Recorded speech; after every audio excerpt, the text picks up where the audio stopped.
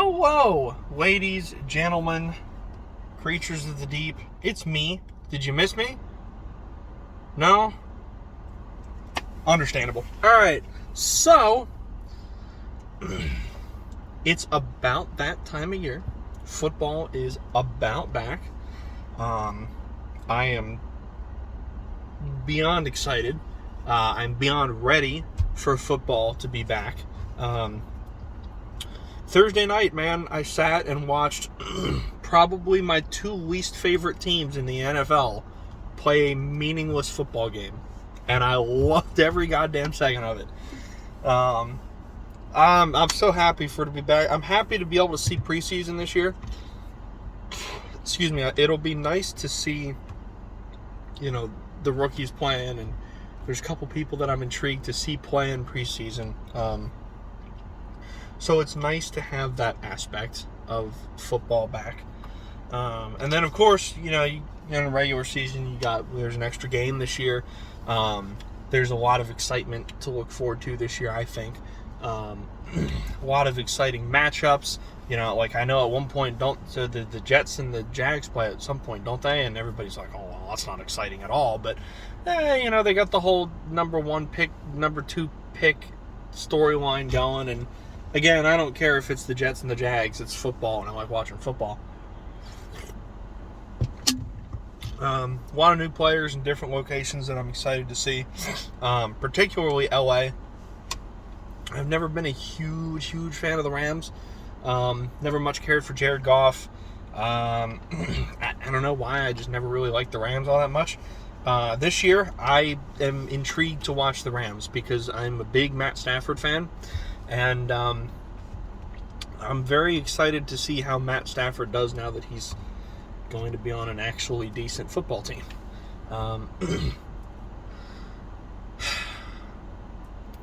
Philly, on the other hand, I'm excited for Eagles football. I mean, I am always excited for Eagles football. With that being said, I'm not expecting much out of this season from the Birds.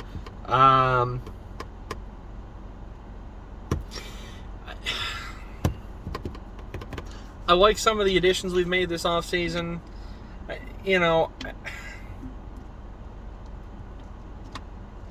I'm looking at the rosters of all the other teams in our division, and all the other teams in our division on paper look better.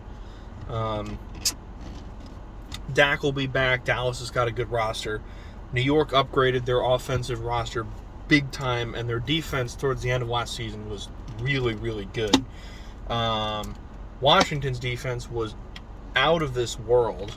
And you know what? I know a lot of people were talking smack on the Fitzy trade, or the signing, but look, man, I have seen Ryan Fitzpatrick do nutty things. I've seen him do terrible things, but I don't know. I mean, I could see Washington winning this division again. I could see New York winning it. I could see Dallas winning it. I'm not expecting a whole lot out of Philly. Just being slightly realistic here. I'm still going to watch all the games. I'm still going to cheer my ass off and scream at the TV for every single Philly game because it's what you do. I'm just excited to have football back. I do want to touch on one little bit of Eagles offseason. There's been a lot of talk floating around recently about the whole Deshaun Watson thing. The Eagles trading for Deshaun Watson. And it's funny because Deshaun Watson was all over the news 6 months ago when those stories first broke. It's all you heard about. And then it was radio silence forever. And the last 2 weeks maybe, I started hearing Watson's name again, and I heard Philly, and, the Texans are talking about him, and it's I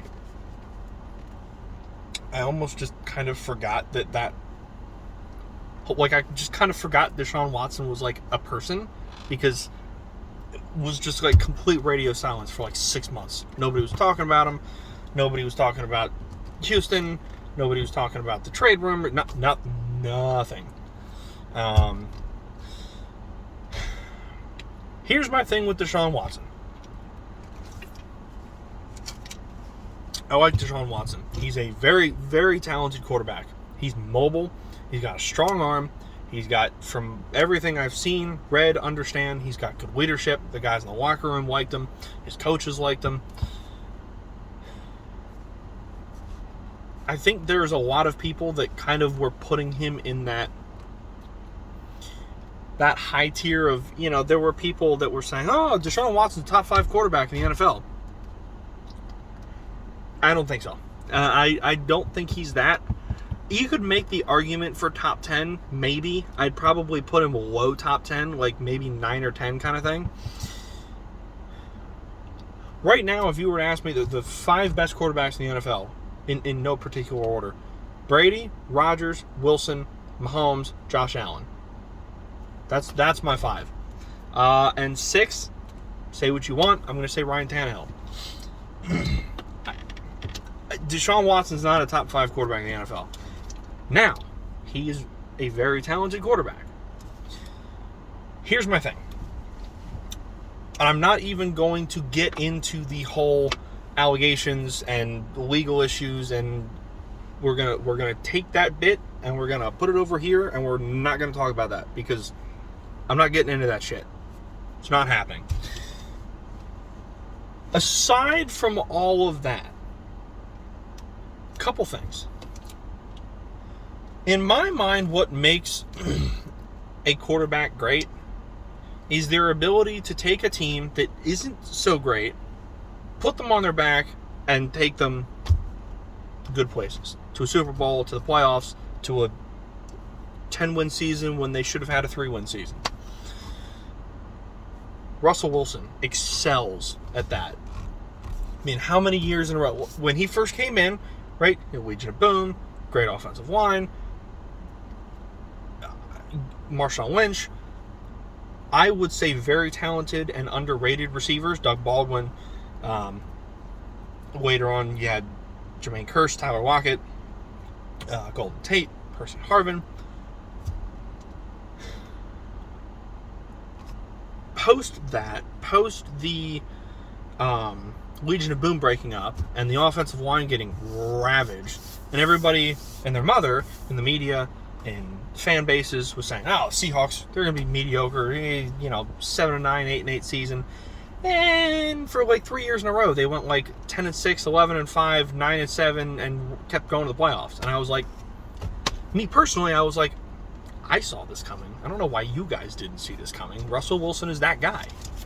And now I think people are finally coming around to the idea that, ooh, hey, I think Russell Wilson's that guy. Because the Seahawks were mediocre for like a number of years. They had a terrible offensive line, no good rushers. Their defense was okay, but not nearly what it used to be. And Wilson's like, give it to me. Put the team on my back, turn to the playoffs every year. Russell Wilson has missed the playoffs once in his entire career. Russell Wilson's a great quarterback. Rodgers does it. There were numerous years that team was mediocre, and he put them on his back, took them. Brady. There were numerous years where that offense was not very good, but because of Brady and sometimes the defense, playoffs. Texans were a god-awful team. I mean, they were terrible. 4-12. I'm not saying Deshaun Watson is going to come in and magically make a dumpster fire win the Super Bowl.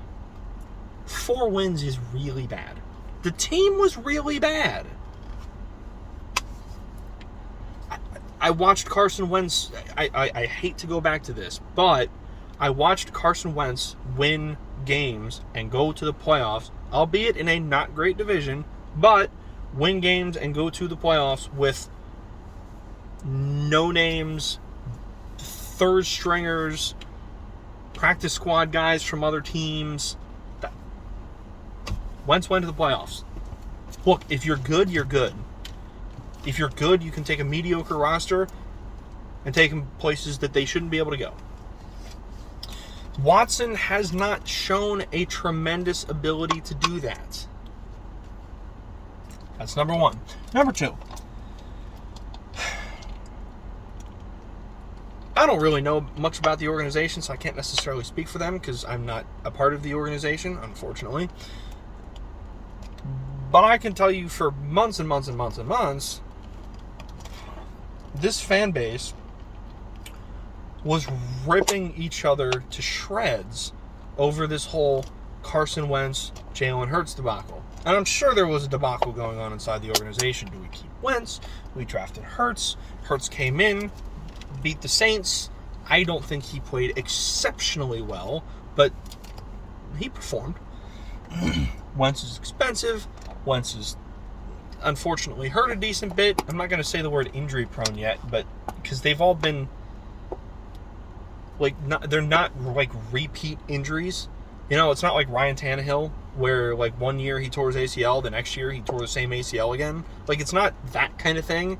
It's like a torn ACL, a concussion, now a broken ankle. Like, I'm not really on that train, but that's not really the point. So the Eagles fan base spent months and months and months ripping each other apart over Jalen Hurts versus Carson Wentz, and it was nasty. Like, I was getting internally frustrated. Like, oh my God, I like Carson Wentz, so I must hate the Eagles. Oh, you like Jalen Hurts, you're a terrible person. You don't know what you're talking about. I hated that shit. Like, you guys are freaking ridiculous with that shit. That drove me up a freaking wall. So now that situation has kind of resolved itself. Wentz is gone. He's in Indy. Jalen Hurts. What was the point of all that drama, all that work to get rid of Wentz, start to build a team around Jalen Hurts, and now you want to bring in Deshaun Watson? Like, why?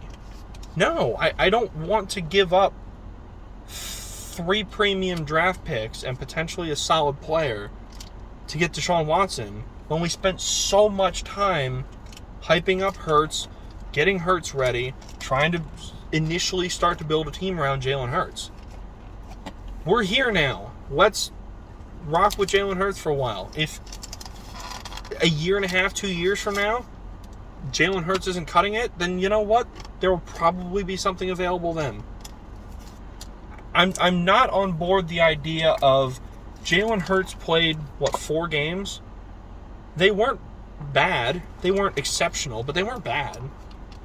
And in his rookie year, and I would argue kind of a nightmare scenario because the organization was being fucky and Wentz was still around and the team wasn't great. There was a bunch of injuries. I'm not sold on the idea of moving off of Jalen Hurts yet. I think it's way too soon. I don't see a point in spending a ton to bring in Deshaun Watson. It's just not. It just doesn't make sense to me. So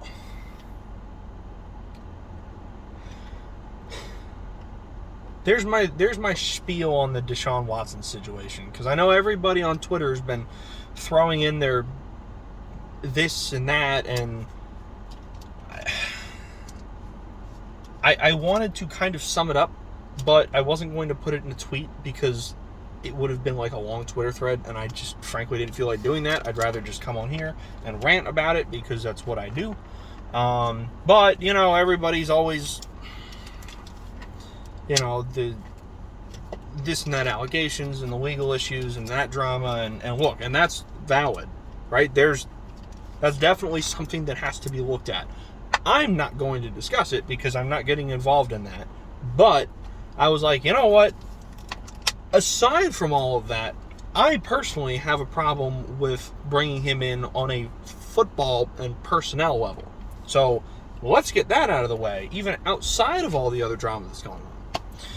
So yeah, figured I'd come on and throw all that out there, and you guys can listen or you can not. I'll be around the next month-ish before football starts. I don't know what kind of videos I'm going to have out prior to the start of football, but once the season kicks into gear, I'm going to try and do that whole 3 videos a week thing. Going to do like a preview of the upcoming game, then a weekly picks video like on Wednesday, and then so I'm gonna try and do the whole Monday, Wednesday, Friday thing. So like Wednesday is gonna be weekly picks for the upcoming weekend. Friday is gonna be a preview for the game that the Eagles play that weekend, unless it's Thursday night. Then I'll do that Wednesday, and weekly picks will probably be Tuesday. And then Monday will be review of the past weekend. Unless the Eagles play on Monday night, in which case it will be Tuesday, and then we'll do Tuesday, Wednesday, Thursday videos. Or Tuesday, Wednesday, Friday videos. That's the plan. I'm not saying there won't be a week or two somewhere that might not be different. End of September, I'm going to be in Miami, so I very well might not get a video out around that time. Christmas time, I'll probably be in Salville, North Carolina, so there might not be a video that week. So, you know, it's up in the air, obviously, but that's the schedule we're going to try and keep. So, hope that works for you. Hope that works for me. I guess we'll see how it goes. I'm going to get out of here. I got to go back to work. Peace out, kids.